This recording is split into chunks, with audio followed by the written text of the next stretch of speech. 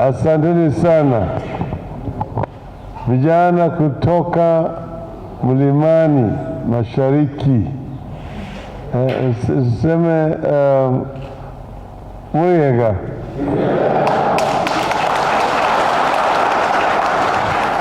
Mogeni. Muriaru. Asanteni sana.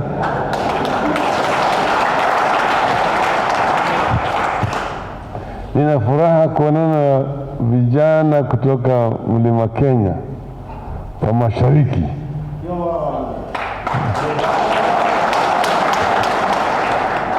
Mimi niliambiwa tu watu vijana wengine wamefika, sikujua ni kikundi kubwa namna hii. Naona warembo na vijana wamekuja kututembelea.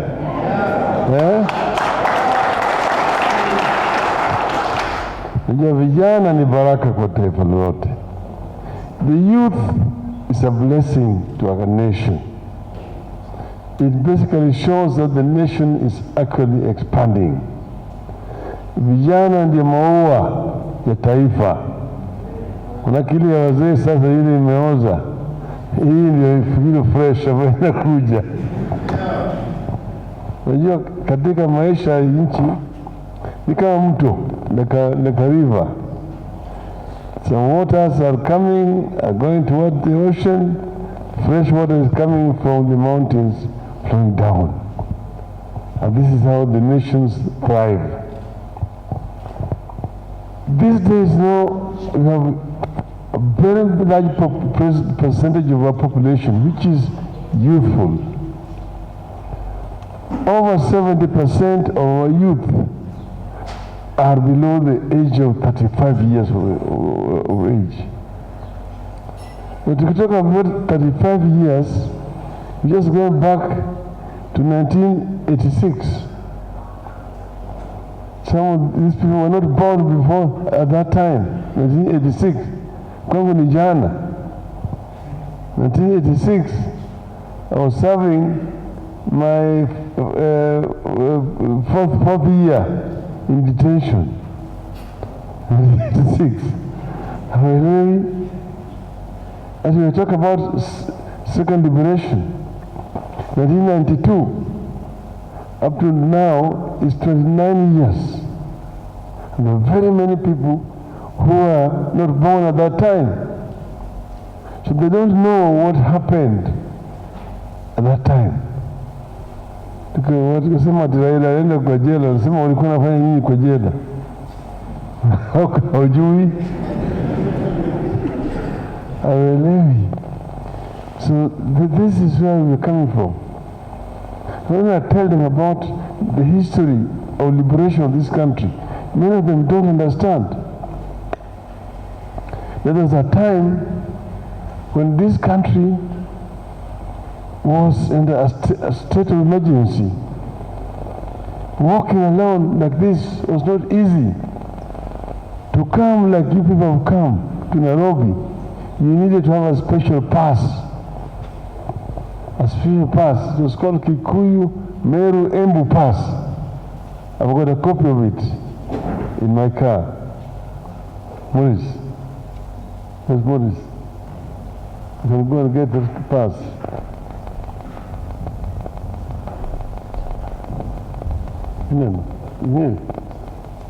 Pass me from tea. Pass me.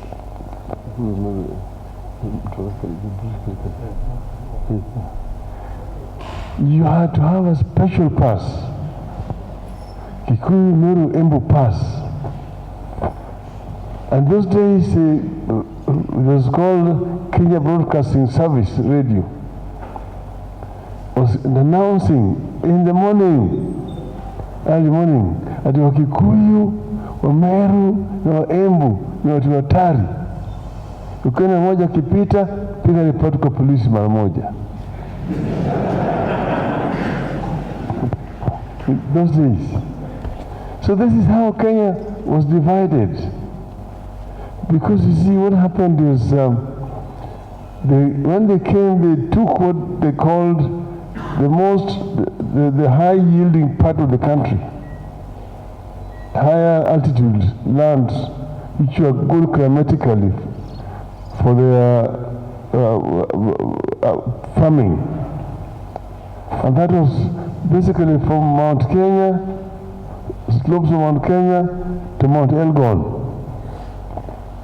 And they called that the White Highlands. White Highlands. Some of Africa who was there alitolewa kwa shamba yake, yawekwa kando. Called Bloody African. The African was just now made as a laborer working on the white man's shamba. And that is how Kenya existed for 60 years that way. You are a foreigner in your own country, your own land. That's what actually compelled Kenyans to rise up to liberate the country, so that they could create an independent country. But that battle, is a special pass called Kikuyu, Embu, and Meru Passbook.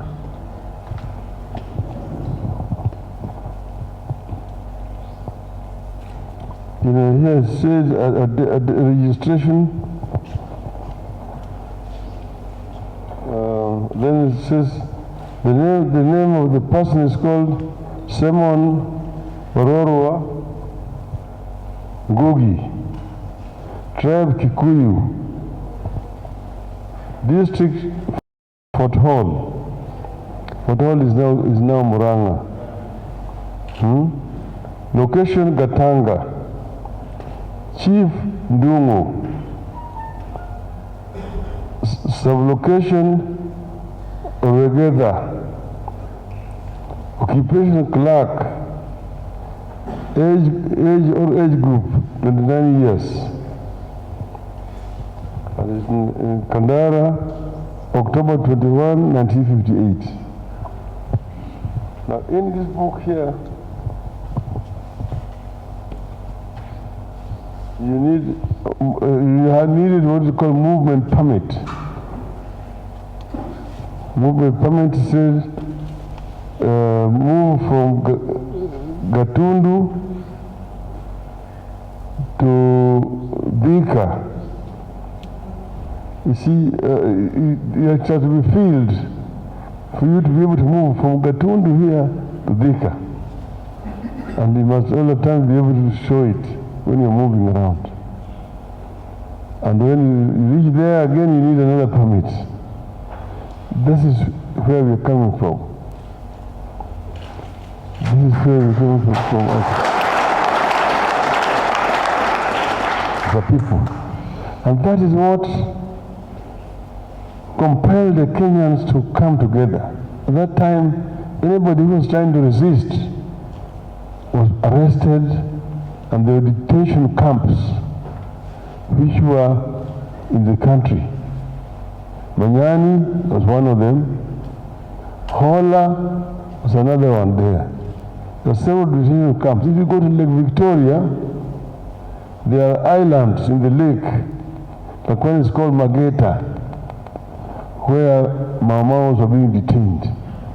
That's where we saw Mamaos for the first time. Another one is called Sinyanya. Another is called Oyamo. Those are detention camps because they knew that these people could not swim. So we put there, and they also know that the area where they are being kept, there are crocodiles. Ukitoroka, utaongea na mamba. So then the Kenyans decided to come together to fight to remove colonialism. And during that struggle for liberation of the country, the entire country was united. The Kenyans were moving together as one people. Hakuna Mkikuyu, hakuna Mhembu, hakuna Mmeru, hakuna Mjaluo, hakuna Mkamba, hakuna Muluhya. They were all Kenyans fighting to get rid of this inhuman system of governance. Na Wakenya wakampigana na mzungu mpaka mzungu akatoka, uhuru wakaja. serikali ikaundwa. Sasa baada hiyo sasa ndio hii unyama ya kabila ikaanza kumea. They say that ethnicity is a disease of the elite. The elite are the ones who, in competition for resources, introduce ethnicity. Atio mundu wakwa, mundu wa mushie, mundu wa nyumba, takataka. That is the thing, because it has not helped. Nobody chose to be born a Mwembu. Nobody chose to be born a Mmeru, or a Mkikuyu, or a Mjaluo. This is a biological accident. But most important thing is that you are a Kenyan. Kenyan, kwanza.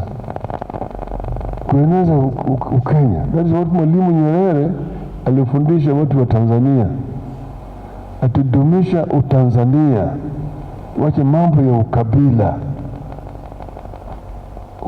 Ukabila hii haisaidii wewe.